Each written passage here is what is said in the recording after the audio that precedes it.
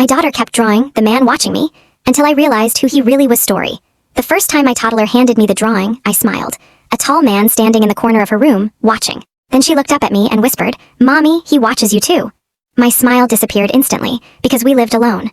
Life had been quiet since my divorce, just me and my little girl in a small apartment. I worked during the day, picked her up from daycare, and spent nights reading bedtime stories. It wasn't perfect, but it was peaceful. Nothing strange ever happened here. My daughter loved drawing more than anything. Every day she filled pages with rainbows, animals, and happy faces. So when she started drawing the same man over and over, I thought it was just imagination. Kids have silly dreams, right? That's what I told myself. But the pictures didn't stop. Each night, the man got closer. First, he was in the corner, then near the door, then beside her bed. One evening, she pointed at the dark hallway and said softly, "He comes when you sleep." I laughed nervously, pretending it didn't scare me. Still, I started checking the locks twice. I left the bathroom light on. I even bought a baby monitor just for comfort. A few nights later, the monitor crackled. Not crying, not movement, just breathing. Slow, steady, like someone standing right next to it. I rushed into her room. She was asleep, hugging her teddy bear. The corner was empty, but the air felt heavy, like someone had just been there.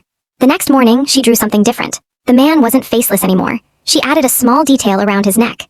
A silver necklace with a key. My stomach dropped, because I knew that necklace. It belonged to my ex-husband, the man who had walked out of our lives 2 years ago. I told myself it was impossible. He didn't know where we lived. He wasn't supposed to have access to us anymore.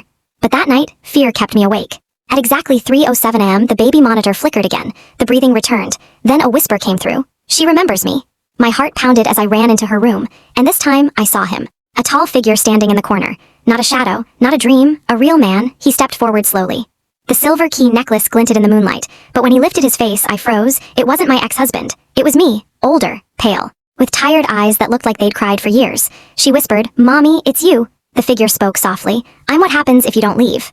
In that moment, I understood. This wasn't a stranger. It was a warning. A future version of myself trapped in something dark.